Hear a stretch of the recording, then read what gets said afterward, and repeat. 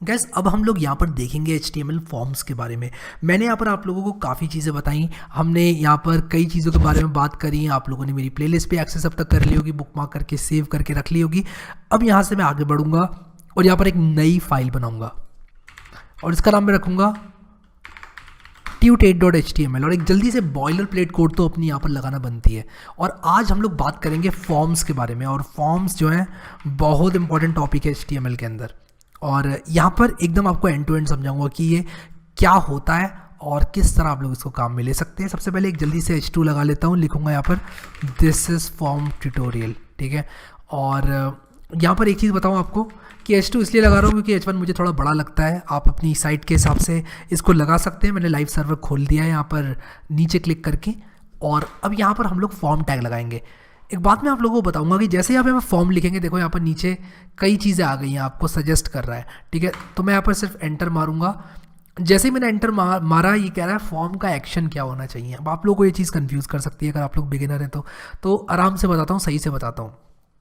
आप एक backend use करेंगे, ठीक है, और आप लोग यहाँ पर अपने फॉर्म को एक बैकएंड को देंगे। तो मान लो मैं PHP as a backend use कर रहा हूँ, तो मैं कहूँगा backend.php में जाओ और इस डेटा को वहाँ पर सबमिट कर दो।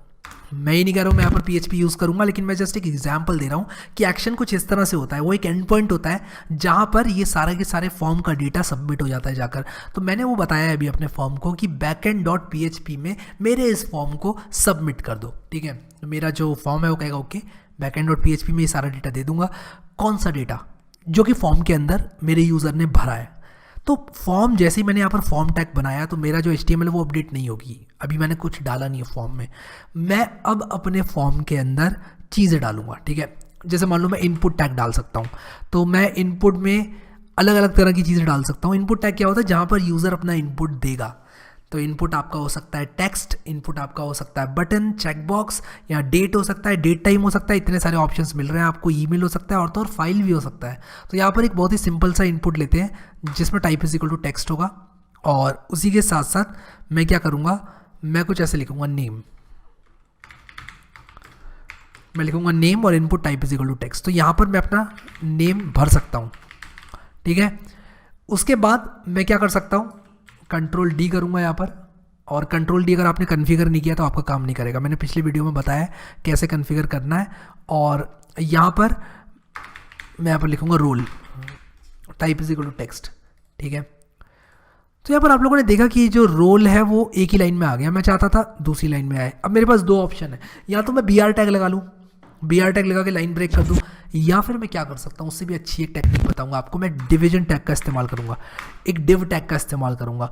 और डिव टैग का काम क्या होता है? डिव टैग का काम होता है डिवीजन लेकर आना। यानी कि अब मैं आपको एक चीज़ बताता हूँ। यहाँ पर अगर मैं अभी यहाँ पे इसको इस तरह से डाल दूंगा, इसको यहाँ पर, इसको इस डिव में, मैंने इन दोनों को अलग अलग डिव में डाल दिया। आप देखो किस तरह डाला है, आपके सामने है कोड पूरा। ऐसा करने से देखो यहाँ पर क्या असर पड़ा इसका, ये नीचे आ गया। ऐसा इसलिए हुआ क्योंकि जो मेरा ये है इनपुट टैग है वो एक इनलाइन एलिमेंट है, स्पैन एक इनलाइन एलिमेंट है, और डिव है वो मेरा क्या है, वो मेरा ब्लॉक एलिमेंट है। वो एक ब्लॉक पूरा विड्थ ले लेता है और अगले वाले एलिमेंट को नीचे जाना पड़ता है। तो इसलिए मैंने डिव लगाया है। इसके बारे में आगे बात करेंगे, ठीक है। अभी के लिए इसको आप स्किप करो, इनलाइन क्या, ब्लॉक क्या, अच्छे से समझाऊंगा आगे। अभी के लिए बस इतना समझ लो कि हमने डिव लगाया ताकि हमारा ये नई लाइन में आ जाए। BR टैग यूज़ करना मैं रिकमेंड ज़्यादा नहीं करता हूँ। BR को ज़्यादा से ज़्यादा अवॉइड करेंगे हम लोग अपने डिज़ाइन में। अब यहाँ पर ये किया मैंने। ये करने के बाद अगर मैं यहाँ पर एक BR लगा भी दूँ तो कुछ होगा नहीं, यहाँ पर एक स्पेस ही बन जाएगी, मेरा फॉर्म अच्छा ही दिखेगा। लेकिन ये चीज़ हम अचीव करेंगे CSS की मदद से, मार्जिन और पैडिंग की मदद से। यहाँ पर मैं ये रिकमेंड नहीं करता हूँ कि आप BR लगाकर अपनी मार्जिन और पैडिंग वाला काम करें। तो BR भी लगा सकते हो आप यहाँ पर। आप यहाँ पर हॉरिजॉन्टल रूल भी लगा सकते हो, जो कि हमने पढ़ा। यहाँ पर डंडी आ जाएगी इस तरह से, जो कि ऑब्वियसली अच्छी नहीं दिख रही है, इसलिए मैं हटाऊंगा। और अभी के लिए यहाँ पर BR रखूँगा सिर्फ, but BR is not recommended. मैं फिर से बोल रहा हूँ और मैं बोलता रहूँगा, BR मैं रिकमेंड नहीं करता हूँ, ठीक है। नेम लिखा मैंने, यहाँ पर रोल लिखा यहाँ पर। उसके बाद यहाँ पर दोनों के टाइप जो थे टेक्स्ट थे, और हमारे पास यहाँ पर इनपुट में टाइप ईमेल भी होता है। तो अगर मैं यहाँ पर इस डिव को कॉपी करूँ और यहाँ पर ईमेल लिखूँ तो मैं type is equal to email लिख सकता हूँ। और मैं इसको मिटा के आपको फिर से करके दिखाता हूँ। इनपुट कोलन ईमेल लिखकर अगर मैं इसको सेलेक्ट कर लूँगा तो ऑटोमेटिकली इसने type is equal to email कर दिया। नेम और आईडी भी पूछ रहा है। तो नेम आईडी क्या होता है ये मैं आपको बाद में बताऊँगा। नेम अभी बता देता हूँ क्या होता है। नेम क्या होता है कि नेम वो नाम है जिससे आपका बैकएंड इस टैग को पहचानेगा। आपका बैकएंड जब आप बैकएंड में डालोगे डेटा को, जैसे कि मैं अभी डाल रहा हूँ बैकएंड डॉट पीएचपी में, तो बैकएंड डॉट पीएचपी है, उसको बताना होगा कि क्या चीज़ क्या है, तो वो कहेगा कि माई ईमेल ये है। तो मेरे बैकएंड में मेरे पास एक तरीका होगा इस माई ईमेल की वैल्यू को लेने का। उसी के साथ साथ मैं यहाँ पर भी नेम दे दूंगा, यहाँ पर मैं नेम दे दूंगा और यहाँ पर मैं दे दूंगा रोल, माई रोल कर देता हूँ इसको, और यहाँ पर मैं वापस से माई नेम कर दूंगा। तो जब मैं इस फॉर्म को सबमिट करूँगा तब मेरे बैकएंड में, जो भी बैकएंड में यूज़ कर रहा हूँ, उसमें एक सुविधा होगी जिसकी मदद से मैं माई नेम के करस्पॉन्डिंग वैल्यू, माई रोल के करस्पॉन्डिंग वैल्यू, माई ईमेल के करस्पॉन्डिंग वैल्यू ले पाऊंगा। और ये मैं आगे बताऊंगा, डिटेल में सब कुछ बताऊंगा, टेंशन मत लेना बिल्कुल भी, ठीक है। और ये बी आर भी मैं कॉपी कर देता हूँ क्योंकि बी आर मैं लेके चल रहा हूँ साथ में, but B R is not recommended. C S S हम जब यूज़ करेंगे तो बी आर को कम से कम यूज़ करेंगे हम, ठीक है। ये देखो अभी ये ऐसा दिख रहा है। लेकिन फॉर्म सबमिट कैसे करें? फॉर्म सबमिट करने के लिए यहाँ पर मैं वापस से इसको ऐसे करूँगा और यहाँ पर लिखूँगा इनपुट कोलन सबमिट। तो मैं क्या कर रहा हूँ, मैं मदद ले रहा हूँ अपने VS कोड की, जो कि मुझे ऑटोमेटिकली ये सब चीज़ें भर भर के दे रहा है, ठीक है। Value is equal to submit now कर दूंगा, ठीक है। जैसे ही मैं सबमिट नाउ लिखूंगा, ये सबमिट नाउ मेरे बटन के अंदर दिखेगा, देखो सबमिट नाउ। और यहाँ पर मैं BR कर दूंगा अगर, तो ये देखो यहाँ पर अभी देखो अच्छा लग रहा है। This is HTML forms tutorial. Name आप लिख सकते हो, उसके बाद रोल लिख सकते हो, और उसके बाद आप लोग ईमेल लिख सकते हो। और उसके बाद जैसे ही सबमिट करोगे, मेरा सबमिट नहीं होगा क्योंकि बैकएंड डॉट PHP नहीं है, ये मुझे बैकएंड डॉट PHP में रीडायरेक्ट कर देगा। देखो ये देखो बैकएंड डॉट PHP, देखो एरर दे रहा है, कह रहा है बैकएंड डॉट PHP है ही नहीं। और यहाँ पर देखो इसने सारी की सारी वैल्यूज़ इस URL में डाल दी हैं, ठीक है। तो अभी हम उसको ज़्यादा नहीं देखेंगे, अभी के लिए बस ये समझ लो कि क्या क्या तरीके हैं, क्या क्या टाइप्स हैं जिनमें आप लोग अपना इनपुट भेज सकते हो। एक तो टेक्स्ट देखा हमने, एक ईमेल देखा, उसी के साथ साथ हमारे पास एक डेट भी होता है। दिखाता हूँ आप लोगों को। अगर मैं यहाँ पर एक डिव लिखूँ वापस से, और यहाँ पर इनपुट, और मैं यहाँ पर डेट टाइम लिख दूँ, ये देखो डेट टाइम लिखा, सेव करके आपको दिखाता हूँ ये कैसा दिखेगा। यहाँ पर डेट टाइम है, अगर मैं सिर्फ डेट लिखता है, इसको कंट्रोल S कर देता हूँ भी, ये देखो DDMMYY आ गया। मैं यहाँ पर डेट सेलेक्ट कर सकता हूँ, ये देखो यहाँ पर मैं ये पूरा कैलेंडर, ये मुझे पूरा HTML ने दिया है, मैंने कुछ यूज़ नहीं किया है, सिर्फ HTML ने मुझे यहाँ पर ये पिकर दे दिया है। तो इस तरह से आप लोग डेट वगैरह डाल सकते हैं। मैं यहाँ पर BR भी लगा देता हूँ, जैसे कि मैंने लगाया था, यहाँ पर डेट लिख देता हूँ। और नेम और ID अभी मैं स्किप कर रहा हूँ। नेम में बस वही है, जिस भी नाम से आप इसको पुकारोगे, बैकएंड आपका इस वैल्यू को इस की के करस्पॉन्डिंग दे देगा वहाँ पर, तो वहाँ पर आप इसको ग्रैब कर सकते हो। मैं आपको दिखाऊंगा ये सब चीज़ें कैसे होती हैं। यहाँ पर मैं माई डेट कर दूंगा, और यहाँ पर देखो सब कुछ आ गया, डेट भी यहाँ पर आप इनपुट कर सकते हो। इसी तरह से हमारे पास इनपुट होते हैं। मैं यहाँ पर BR फिर से लिख देता हूँ, और मैंने आप लोगों को काफ़ी चीज़ें बताई। यहाँ पर एक type is equal to number भी होता है। अब यहाँ पर जो जो मेरे दिमाग में आ रहे हैं वो मैं आपको बता रहा हूँ, लेकिन ऐसा नहीं है कि सिर्फ यही टाइप्स हैं। मैं यहाँ पर नंबर लिख देता हूँ, कुछ भी लिख देता हूँ, माई बोनस, ठीक है। तो आपको कितना बोनस चाहिए वो, तो यहाँ पर सिर्फ एक नंबर आप डाल सकते हो। तो ऐसा करने से देखो यहाँ पर आप इस तरह से नंबर एंटर कर सकते हो, उसको कम ज़्यादा कर सकते हो। और इसको आप CSS से जब स्टाइल कर दोगे ना, तब ये और अच्छा दिखेगा। लेकिन अभी मेरे को सिर्फ यही दिमाग में आ रहा है, नंबर आ रहा है मेरे दिमाग में। एक रेडियो बटन और चेक बॉक्सेस बहुत ज़्यादा इंपॉर्टेंट है, और रेडियो बटन और चेक बॉक्सेस भी बताता हूँ कैसे होते हैं। यहाँ पर आर यू एलिजिबल, तो यहाँ पर आप input type is equal to check box कर सकते हो, और इस चेक बॉक्स को माई एलिजिबिलिटी, ठीक है। अब यहाँ पर हम लोग क्या करेंगे, ये करने के बाद इसको रिलोड करेंगे, आर यू एलिजिबल। आप इसको चेक बॉक्स ऐसे कर सकते हो या ऐसे कर सकते हो। अब ये चेक करके आप इसको ये भी कर सकते हो, चेक या फिर uncheck, check uncheck, check uncheck. तो इससे क्या होगा कि इसकी वैल्यू मैं बैकएंड में ग्रैब कर पाऊंगा, ठीक है। चेक बॉक्स के साथ साथ होते हैं रेडियो बटन। रेडियो बटन क्या होते हैं, रेडियो बटन कहाँ यूज़ होते हैं ये भी बता देता हूँ। रेडियो बटन आप लोग यहाँ यूज़ कर सकते हैं, आप जेंडर में यूज़ कर सकते हैं, जेंडर, और यहाँ पर मैं लिख सकता हूँ माई जेंडर, ठीक है, ऐसे। और मैं यहाँ पर रेडियो कर दूंगा इसको, और यहाँ पर मैं लिख दूंगा मेल, और उसके बाद मैं क्या करूँगा, यहाँ पर फीमेल लिख दूंगा,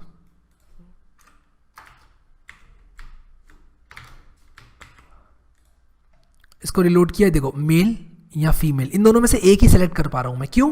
क्योंकि दोनों का नाम सेम दिया है मैंने दोनों को माई जेंडर पुकारा है। इसका नाम भी माई जेंडर है, इसका नाम भी माई जेंडर है। तो किन्हीं भी चेक बॉक्सेस में नाम आपने सेम कर दिया तो उनमें से सिर्फ एक चेक होगा। और ये सेंस भी बनाता है, या तो मेल होंगे आप या फीमेल होंगे या अदर भी हो सकते हैं। तो मैं एक अदर को भी ऑप्शन दे देता हूँ यहाँ पर मेल, फीमेल और अदर। तो इन तीनों में से एक आपको सेलेक्ट करना है, और अगर आप दो सेलेक्ट करने की कोशिश करेंगे तो आप नहीं कर पाएंगे। देखो मेल या फिर फीमेल या फिर अदर, ठीक है। इन तीनों में से सिर्फ एक ही आप लोग सेलेक्ट कर पाएंगे क्योंकि तीनों का नेम मैंने सेम दिया है। तो ये है हमारे कुछ बेसिक इनपुट टैग्स। आशा करता हूँ समझ में आ गया होगा आपको। चेक बॉक्स बताया, रेडियो बटन बताया, सब कुछ आपको बताया। अब सबमिट नाउ को मुझे नीचे रखना चाहिए था, बिल्कुल सही। सबमिट नाउ को मैं नीचे मूव करूँगा। देखो मैं कैसे मूव करूँगा ये देखना। अब आप, मैंने सेलेक्ट किया इसको, ऑल्ट दबाऊंगा अपने कीबोर्ड में। ऑल्ट की होती है ना स्पेस बार के बराबर में, ऑल्ट और नीचे वाली एरो की दबाऊंगा। जैसे जैसे मैं ये करूँगा ये मेरा नीचे जाता जा रहा है। देखो जैसे जैसे मैं ऑल्ट का इस्तेमाल कर रहा हूँ ये नीचे जाता जा रहा है, और मैं इसको नीचे मूव कर सकता हूँ, जितना मन चाहे नीचे मूव कर सकता हूँ इसको। और मैं इसको सबसे एंड में डाल दूंगा यहाँ पर। कंट्रोल से सेव करूँगा और देखो मेरा जो ये सबमिट नाउ है वो यहाँ पर आ चुका है। मैंने आप लोगों को button input type is equal to submit बताया, ठीक है। एक हमारे पास input type is equal to reset भी होता है। तो अगर मैं यहाँ पर type is equal to reset कर दूँ तब आप लोग देखो, मैं इसको रिसेट नाउ कर दूं तो आप लोग देखो यहाँ पर रिसेट नाउ का ऑप्शन आ रहा है। और रिसेट का क्या मतलब है कि फॉर्म को रिसेट कर दो। कुछ भी मैंने अगर यहाँ पर डाला, रिसेट नाउ करूँगा तो ये रिसेट हो जाएगा फॉर्म मेरा।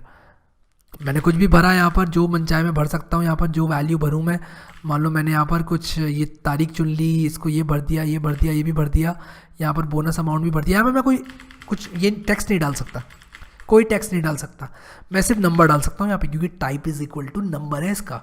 तो ये आप देखना और समझना इस चीज़ को। यहाँ पर थोड़ी स्पेस मुझे ज़्यादा दिख रही है, देखता हूँ उसका क्या रीज़न है। ईमेल के बाद हाँ 2 BR लग गया यहाँ पे गलती से। चलो 1 कर दिया मैंने, तो अब यहाँ पर ये अच्छा दिख रहा है। तो आपने कुछ भी यहाँ पे नंबर वगैरह डाल दिए, सब कुछ आपने भर दिया फॉर्म। उसके बाद जैसे आप रीसेट करोगे ये खाली हो जाएगा, फॉर्म रीसेट हो जाएगा, ठीक है। सबमिट नहीं होगा। सबमिट और रीसेट में डिफरेंस समझना। रीसेट का मतलब जो भी भरा है वो खाली हो जाएगा, और सबमिट का मतलब कि बैकएंड में चला जाएगा। तो आई होप कि आप लोगों को ये चीज़ समझ में आ गई होगी अच्छी तरह से। तो मैंने यहाँ पर आप लोगों को सबमिट बता दिया, रीसेट बता दिया। और एक चीज़ और बोलूँगा, यहाँ पर जो नंबर था हमारा उसमें आप ई भी डाल सकते हो। अब आप कहेंगे ई क्यों आ रहा है, कोई और लेटर क्यों नहीं आ रहा है? देखो मैं दबा रहा हूँ, नहीं आ रहा है। ये इसलिए आ रहा है क्योंकि अगर मुझे 10 टू द पावर में कुछ लिखना है, अगर मुझे 43 10 टू द पावर 2 लिखना है तो मैं इसको ऐसे लिख सकता हूँ। तो इसलिए ई भी एक्सेप्ट करता है ये। तो मैं जस्ट NFI आपको बता रहा हूँ, आपको पता होना चाहिए। तो मैं आपको बता रहा हूँ कि ई या फिर कोई नंबर आप type is equal to number वाले इनपुट में डाल सकते हो, ठीक है। तो यहाँ पर बोनस अमाउंट, अगर आप बहुत ज़्यादा बोनस एक्सपेक्ट कर रहे हो लाखों करोड़ों में, तो ई का इस्तेमाल करें। और क्योंकि इतने ज़ीरो कैसे टाइप करोगे, तो उस तरह के केसेस में हम लोग यहाँ पर ई का इस्तेमाल करते हैं। तो मैंने यहाँ पर ऑलमोस्ट आपको सारी चीज़ें बता दी हैं। और यहाँ पर शायद मैंने आप लोगों को टेक्स्ट एरिया नहीं बताया अभी तक, जो कि मैं अभी आपको बताता हूँ। तो मैं एक काम करूँगा, यहाँ पर एक डिव बनाऊँगा, इसी को मैं कॉपी करूँगा नीचे। और मैंने यहाँ पर कंट्रोल D शॉर्टकट लगा रखा है कीबोर्ड शॉर्टकट में जाकर। कॉपी लाइन डाउन करके होता है, copy lines down, line down, मैंने कंट्रोल D बना रखा है। आपका शिफ्ट ऑल्ट डाउन एरो होगा, ऐसे कुछ शॉर्टकट होगा। बट अगेन मैंने अपने कन्वीनियंस के हिसाब से बना रखा है शॉर्टकट, क्योंकि मैं पहले पाईचार्म में कोडिंग करता था। पाईचार्म में मुझे ये शॉर्टकट मतलब रटा हुआ है, तो मुझे ना आदत सी पड़ गई है इसको यूज़ करने की। अगर आपको भी किसी और शॉर्टकट की आदत पड़ी हुई है तो डेफिनेटली आप लोग उसको यूज़ करें, ठीक है। तो यहाँ पर मेल फीमेल अदर किया हमने, इसको हटा देंगे यहाँ से। और यहाँ पर मैं टेक्स्ट एरिया का इस्तेमाल करूँगा। नेम पूछ रहा है, आईडी नहीं दूंगा। रोज़ और कॉलम्स आपको बताऊंगा अभी क्या होते हैं। Control S to save. और देखो यहाँ पर मैं लिखूँगा राइट अबाउट योरसेल्फ, ठीक है। और यहाँ पर देखो एक टेक्स्ट एरिया आ गया, राइट अबाउट योरसेल्फ, ठीक है। ये देखो यहाँ पर दिस इज अबाउट मी आप लिख सकते हो। एक बड़ा सा टेक्स्ट एरिया आ गया और उसको पकड़ के आप चौड़ा लंबा छोटा भी कर सकते हो, ठीक है। तो टेक्स्ट एरिया एक ऐसा टैग है, एक ऐसा एलिमेंट है आपको HTML में प्रदान किया जाता है ताकि आप लोग बड़े बड़े जो पैराग्राफ्स हैं वो इनपुट ले सकें यूज़र से। तो ऐसा आपको देखने को अगर मिलता है तो मतलब कि टेक्स्ट एरिया है वो, अगर इतना बड़ा डब्बा आपको देखने को मिलता है। और डेफिनेटली इसको स्टाइल करेंगे हम, अच्छा करेंगे। अभी अच्छा उतना दिख नहीं रहा है, ठीक है। तो यहाँ पर देखो ये राइट अबाउट योरसेल्फ यहाँ आ गया, ये इधर है। तो मैं एक इस प्रॉब्लम को सॉल्व कर सकता हूँ कुछ इस तरह से। यहाँ तो यहाँ पे BR डाल दूँ, एक डर्टी वे इसको ठीक करने का। BR डाल दिया, ही नीचे आ गया। बट अगेन हम लोग यहाँ पर देखेंगे कि BR यूज़ ना करें तो CSS से कैसे करें काम, वो सारी चीज़ें हम देखेंगे। अभी ये फॉर्म बहुत अच्छा नहीं दिख रहा है, काम चलाऊ दिख रहा है, लेकिन हाँ हमने कई चीज़ें सीखी। हमने यहाँ पर देखा अलग अलग तरह के इनपुट टैग्स और टेक्स्ट एरिया, ये most of the common input tags हैं जो कि आप लोग अपने वेब डेवलपमेंट करियर में इनकाउंटर करेंगे। और उसी के साथ साथ यहाँ पर आप लोगों ने देखा टेक्स्ट एरिया में रोज़ और कॉलम्स क्या है, इनके बारे में बात करता हूँ। कॉलम्स अगर आपने बढ़ा दिए, यहाँ पर मान लो 90 कर दिए मैंने, तो मेरा जो टेक्स्ट एरिया है वो चौड़ा हो जाएगा। और अगर मैंने यहाँ पर इसको 10 कर दिया तो ये क्या हो जाएगा, मेरा टेक्स्ट एरिया पतला हो जाएगा। देखो कितना पतला हो गया। रोज़ बड़ी छोटी अगर मैंने कर दी, यहाँ पर मैं 90 रखूँगा कॉलम्स को, रोज़ अगर मैंने बहुत ज़्यादा कर दी तो ये टेक्स्ट एरिया लंबा हो जाएगा, यानी कि उतनी रोज़ खाएगा। देखो कितना लंबा हो गया टेक्स्ट एरिया। बट अगेन छोटा टेक्स्ट एरिया ही सही था। उप्स, कंट्रोल टू सेव। और ये देखो अभी ये जो फॉर्म है बिल्कुल ठीक ठीक दिख रहा है मुझे। सो आई होप कि आप लोगों को HTML में फॉर्म समझ में आ गया होगा। अब यहाँ पर एक चीज़ और आप लोगों को बताना चाहता हूँ, और वो चीज़ है कि अगर मान लो आप किसी एक को चेक्ड रखना चाहते हो, चेक बॉक्स को, तो आप कुछ इस तरह से यूज़ कर सकते हो। कहाँ गया, चेक्ड। और अगर आप ऐसे चेक कर दोगे तो ये देखो चेक्ड है ऑलरेडी बाय डिफ़ॉल्ट। है तो बाय डिफ़ॉल्ट ही चेक नहीं होता है। अगर आप चाहते हो इसको चेक करना तब आप लोग इसका प्रयोग जो है कर सकते हो। आई होप कि समझ में आ गया होगा आप लोगों को अच्छी तरह से। और उसी के साथ साथ एक लेबल टैग भी होता है, उसके बारे में भी बहुत जल्दी बताऊंगा आप लोगों को। और लेबल में क्या है, अगर मान लो मुझे लेबल लगाना है यहाँ पर, मैं सिर्फ एक में लगा कर दिखाऊंगा आपको, और फिर बाकी जो है आप लोग खुद से करना। बाकियों में लेबल लिखा मैंने, फॉर इज इक्वल टू लिख दूंगा नेम, ठीक है, और यहाँ पर आईडी दे दूंगा नेम। तो जो आईडी मैंने यहाँ पर रखी है वही मुझे यहाँ रखना पड़ेगा। ध्यान से सुनना मेरी इस बात को। मैंने लेबल टैग को खोला, मैं अब ये लेबल यहाँ लिखूंगा। लेबल का मतलब होता है कि इसका लेबल क्या है, जो बता रहा है ये, ठीक है। कंट्रोल S टू सेव किया मैंने, लेबल में मैंने नेम लिखा, ठीक है, नेम लिखा। नेम लिखने के बाद मैंने कहा कि ये इसका लेबल है। किसका लेबल, जिसकी आईडी नेम है। फॉर इज इक्वल टू मतलब फॉर इज इक्वल टू में वो आईडी आती है जिसका लेबल है ये। किसका लेबल है ये इसका लेबल है। इसकी आईडी क्या है, नेम है, तो नेम मैंने यहाँ पर रख दिया। अब मैं क्या करूँगा, अब देखो इससे फ़ायदा क्या हुआ ये करने से। जैसे ही मैं नेम पे क्लिक करूँगा, जैसे ही मैंने नेम पे क्लिक किया देखो ये सेलेक्ट हो गया। अगर मैं रोल पे क्लिक करूँगा तो देखो कुछ सेलेक्ट नहीं हो रहा है। नेम पे क्लिक किया तो ये सेलेक्ट हो गया।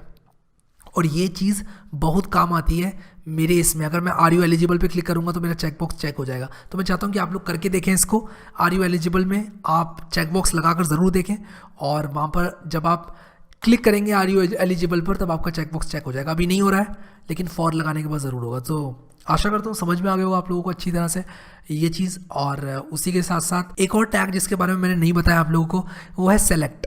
तो यहाँ पर मैं एक काम करता हूँ, यहाँ पर मान लो आप कोई कंपनी ज्वाइन कर रहे हो और आपको एक कार मिल रही है कंपनी से, तो मैं यहाँ पर लिख रहा हूँ कि वो कार का नाम बताओ जो कि आप ज्वाइन करना चाहते हो, जो यूज़ करना चाहते हो, सॉरी। तो यहाँ पर हम लोग क्या करेंगे, इसको मिटा देता हूँ मैं, और यहाँ पर मैं लिखूँगा कार, ठीक है। तो मैं यहाँ पर लेबल टैग लगाऊंगा, फॉर इज इक्वल टू लिख दूंगा कार, यहाँ पर लिख दूंगा कार।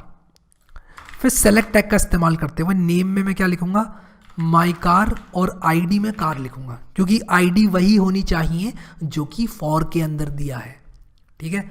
सेलेक्ट के अंदर आते हैं ऑप्शंस। ऑप्शन लिखा value is equal to Indica, ठीक है। उसी तरह मैं यहाँ पर वैल्यू इज इक्वल टू कर दूंगा, यहाँ पर मुझे ज़रूरी नहीं है इंडिका लिखना, मैं IND भी लिख सकता हूँ, यहाँ पर SWF लिख सकता हूँ, यहाँ पर स्विफ्ट लिख सकता हूँ, और मान लो 2 ही कार अवेलेबल है अभी के लिए, ठीक है। तो देखो यहाँ पर ये कुछ इस तरह दिखेगा, कार, इंडिका और स्विफ्ट में से मैं एक सेलेक्ट कर सकता हूँ। अब मान लो आप चाहते हो बाय डिफ़ॉल्ट कोई आपका सेलेक्टर हो जाए, तो आप यहाँ पर सेलेक्टेड लिख दो, और बाय डिफ़ॉल्ट यहाँ पर देखो इंडिका सेलेक्टेड है। अगर मैंने यही सेलेक्टेड नीचे लगाया होता स्विफ्ट में, तो ये देखो स्विफ्ट सेलेक्ट हो गया अभी। एंड ऑब्वियसली मुझे यहाँ पर BRB लगाना पड़ेगा इसको थोड़ा अच्छा दिखाने के लिए, बट अगेन ये काम नहीं किया, क्यों, ओके मुझे डिव के बाद लगाना था, तो अब ये काम करेगा, ठीक है। तो ये देखो यहाँ पर स्पेस बन गई है, और अभी मेरा फॉर्म जो है वो बहुत अच्छा तो नहीं, ठीक ठाक दिख रहा है, ठीक है। तो ये जो नेम है इसमें मैंने लेबल लगा दिया इसलिए नीचे आ गया है। मैं चाहूँगा सब में आप लेबल लगाएं, और यहाँ पर देखो अगर मैंने कार में यहाँ पर क्लिक किया तो देखो ये हाईलाइट हो गया। अगर मैंने ये सेलेक्ट कर रखा था पहले, अब मैंने ये क्लिक किया तो देखो यहाँ पर हाईलाइट हो गया अभी। सो आई होप कि जो फॉर्म था उसके बारे में काफ़ी हमने डिस्कस कर लिया है। एक बात यहाँ पर बोलना चाहूँगा कि बिल्कुल भी परेशान मत होना आप लोग की, इतनी सारी इन्फॉर्मेशन एक साथ मैंने एक वीडियो में दे दी है, कुछ भी याद करने की ज़रूरत नहीं है आपको। ऐसा नहीं है कि आपको ये चीज़ रट के बैठ जाना है, आपको याद होना चाहिए कि सेलेक्टेड कहाँ पर लगता है और ऑप्शंस कहाँ पर लगता है, क्या चीज़ कहाँ पर लगती है, कुछ रटने की ज़रूरत नहीं है। अभी के लिए बस आप फॉलो करते रहो मुझे, आराम से देखते रहो कैसे मैं कर रहा हूँ चीज़ों को, और आराम से जैसे जैसे हम वेबसाइट बनाएंगे आपका काम भी आपको उतना ही आसान लगने लगेगा जितना भी आपको देखना लग रहा है। आप बिल्कुल करेंगे, वेबसाइट बनाएंगे सामने बैठ के मेरे, और आप लोग कहेंगे कि ये तो बड़ा आसान है, और आप लोग नेट से रेफरेंस लेना सीख जाएंगे। तो रटना कुछ भी नहीं है। कोई भी अगर आपको ये बोलता है कि आपको ये सब चीज़ रटने की ज़रूरत नहीं, कि एक चीज़ याद होनी चाहिए कैसे लगती है, तो वो गलत है। ठीक है, आपको यहाँ पर सबसे मेन चीज़ क्या है? सबसे मेन चीज़ आप VS कोड यूज़ कर रहे हो, INP लिखोगे तो सजेस्ट कर देगा इनपुट एंटर मारोगे तो ये सब चीज़ें ऑलरेडी भरी भराई हैं, तो कुछ भी डिफ़िकल्ट तो होने वाला है नहीं। और थोड़ा सा भी अगर प्रॉब्लम होती है तो रेफरेंस ले लेना मेरे इस वीडियो का, सोर्स कोड मैं आपको डिस्क्रिप्शन में डाल के दे ही दूंगा। डिस्क्रिप्शन में जाकर आप सोर्स कोड देखना, सोर्स कोड देखकर आराम से आप लोग यहाँ पर इसको यूज़ कर सकते हो। सो आई होप कि आप लोगों को समझ में आ गई होगी चीज़, बहुत अच्छी तरह से सब कुछ समझ में आ गया होगा। सो अगर आप लोगों ने अभी तक प्लेलिस्ट एक्सेस नहीं करी है, प्लेलिस्ट को ज़रूर एक्सेस करें, और अगर आप लोगों को वीडियो पसंद आ रहे हैं, यूज़फुल है, तो इनको लाइक करें, अपने दोस्तों को यहाँ पर लेकर आएँ, बताएं उनको कि यहाँ पर वेब डेवलपमेंट का कोर्स चल रहा है, स्टार्टिंग से फ्रॉम स्क्रैच सब कुछ मैं सिखा रहा हूँ। मैं चाहता हूँ कि आप लोग इस प्लेलिस्ट का लिंक लेके अपने व्हाट्सएप ग्रुप्स में लोगों को लेकर आए यहाँ पर, ताकि वो भी सीखें। सो अभी के लिए इस वीडियो में इतना ही guys. Thank you so much guys for watching this video, and I will see you next time.